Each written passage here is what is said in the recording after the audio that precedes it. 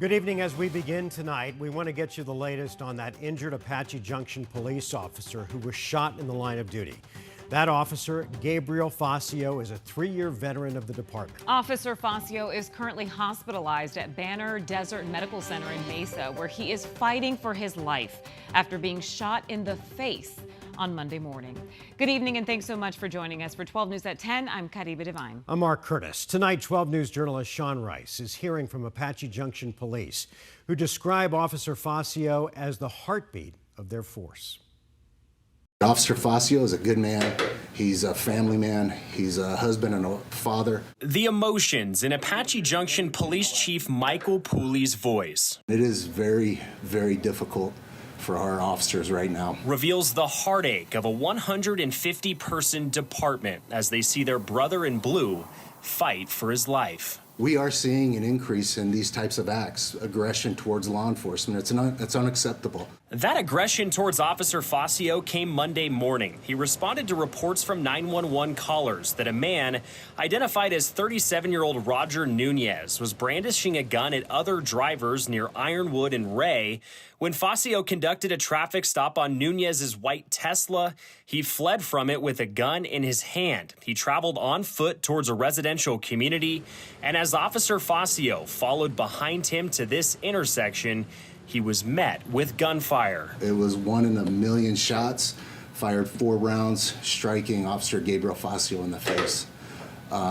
He went down immediately, and other officers returned fire, striking Mr. Nunez. Mr. Nunez went down. Facio rushed to the hospital by a fellow officer in extremely critical condition. The heroic actions of the responding officers, the police chief says, saved his life.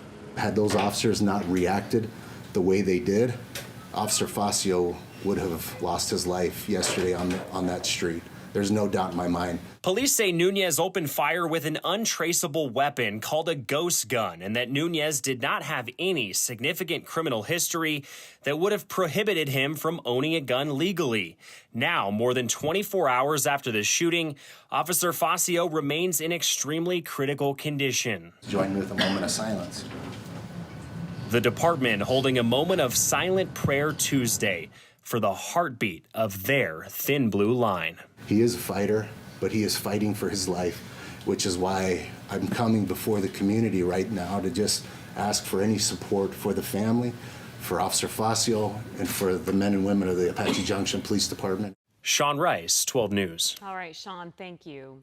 Turning now to weather. Parts of Arizona seeing some steady rainfall throughout the evening. 12 News weather watcher Diane Spears sending us this video from Cottonwood earlier tonight showing us the showers in her neighborhood. And meteorologist Lindsay Riley is here now with our weather impact forecast. And Linz, you've been following this storm all evening. All of it seems to be staying up north. What's the latest? It is, yeah, and there's some spots, localized spots, that have picked up over 2 inches of rain. These thunderstorms have been very slow moving, and they're dumping a lot of rain in a short period of time. In fact, tonight we still have a couple flash flood warnings right now around Lake Havasu City. This rain has been steady for the last several hours, so that's expected to continue. As we look to the big picture here, you can see the lower deserts have been dry. There is a very slight chance for an isolated shower early tomorrow morning in the valley itself, but the majority of this precipitation will be staying to our north. In fact, you can see some heavier cells now east of Cottonwood but west of Payson. These are going to be pushing up toward the rim country and then up toward the Navajo Nation. We're getting a little bit of a lull. Now, the area of low pressure that's generating this, it's sticking around through tomorrow. So you can see some additional showers and storms across the rim country tonight. This flood watch, which means conditions are favorable for flooding. That continues through 5 p.m. tomorrow. So tomorrow for the high country in northern Arizona, it is going to be another active day with slow-moving thunderstorms that put a lot of rain down in a short period of time. This is our potential here in the valley. You can see it's not zero, so a very slight chance for an overnight or early morning shower. But again, tomorrow, we're looking at the majority of this moisture to be up in the high country. After that, all we're talking about is the heat. More of that in my full forecast. Caribe. All right, Lindsay, we'll see you then. Thank you. New tonight, the family of a 5-year-old boy shot and killed in a drive-by shooting 2 years ago is speaking to 12 News for the first time. This comes as 3 of the men involved in his death were just sentenced to prison for second-degree murder. 12 News journalist Gabriela Becerra is live in Tempe with how this family is remembering this young little boy. Gabby?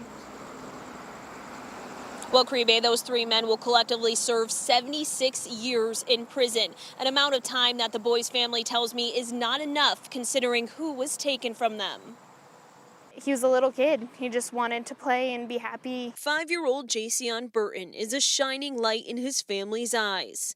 He loved his siblings. He was glued to them. Jason's aunt, who asked not to be identified for her family's safety, tells us her nephew loved playing sports and spending time with his family. He was so kind-hearted, so sweet. But just 2 weeks before his 6th birthday in March 2023, Jason was caught in the crossfire of a drive-by shooting. To have him robbed of that is heartbreaking. While stopped at a red light near 48th Street and Broadway Road, members of a Phoenix street gang pulled up on a car with 7 people inside, including Jason. After the light turned green, they fired more than 20 rounds into the car, killing Jason and hurting a 17-year-old boy and an 8-year-old girl. Detectives would later learn the gunman left the scene only to return and take video they'd use to brag about the shooting. They videotaped my nephew dying and posted it and made fun of it. And I don't understand how somebody that has clearly taken the time to mock the death of a child could get such little time. 3 of the gunmen pleaded guilty to several felony offenses, including second-degree murder. Freddie Patterson and Charles Adams were each sentenced to 30 years in prison. Alfred Gary was sentenced to 16. But at least having them behind bars, that's some sort of justice. It would be better if it were longer. In a statement, Maricopa County Attorney Rachel Mitchell says those who act with no regard for human life have no place in our society. Jason's aunt tells me the family wants justice for her nephew's murder and for his light to continue to shine. We want him to be remembered and not them. 32-year-old DeMarcus Frazier was also arrested in connection to Jason's death. He's awaiting trial and faces several felony charges, including first-degree murder. Live in Tempe, Gabriela Becerra, 12 News. Gabby, thanks. Phoenix police have arrested a man for sexually assaulting a woman in a bathroom at Sky Harbor Airport. Officers arrested Jose San Miguel in Terminal 4 on Saturday morning. A woman told police that someone was knocking repeatedly on the bathroom door. According to court documents, San Miguel then forced his way inside the bathroom and claimed that he worked for the airport. He then exposed himself and assaulted the victim. Officers found San Miguel shortly after the incident. He's now facing multiple felony charges. New at 10, Scottsdale police are searching for 2 suspects who attempted to rob a Scottsdale eyewear business. In the process, the suspects hit one employee in the face and sprayed the other with bear spray. 12 News journalist Bianca Bono is live outside Scottsdale Police tonight. And Bianca, how are those employees doing? Mark, thankfully, with the exception of some cuts and bruises, they're physically okay, but they are very concerned about the violence they experienced. And they say they're concerned that if these suspects are not caught, this will happen again.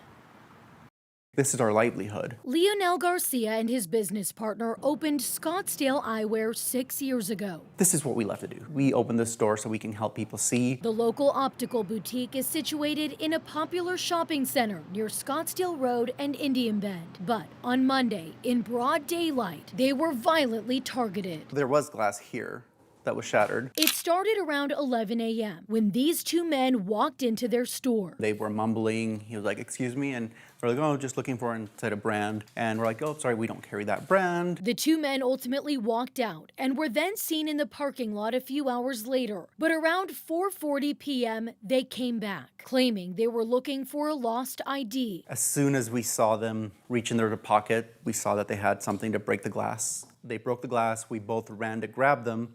That's where the shorter one sprayed me with bear spray, and then the other one punched my business partner with the same device they used to break the glass. As the store was consumed by bear spray, the suspects took off running. My face was on fire, and I wasn't sure if it was pepper spray, if it was acid. I just knew that I couldn't see, and my face was on fire. Scottsdale police and fire responded, rinsing out Garcia's eyes and tending to his co-owner's injuries. His jaw's a little sore, but you know, it's mostly the emotional impact of everything that happened that's really affected us the most. Garcia says this is just the latest crime at a local eyewear store, noting his competitors in Scottsdale have been targeted by thieves repeatedly. We're surprised that nobody's really talking about it because it is a big issue happening here in the Valley. They're not the only ones doing it here in the Valley. You know, there is a group of people doing it. Garcia says while these suspects weren't able to steal anything, many of their glasses were destroyed. He's thankful their injuries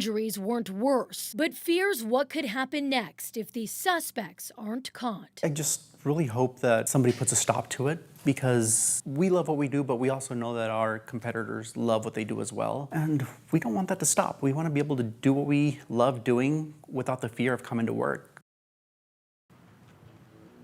And police are still searching for those suspects. If you recognize them or have any information, call police at 480-312-TIPS.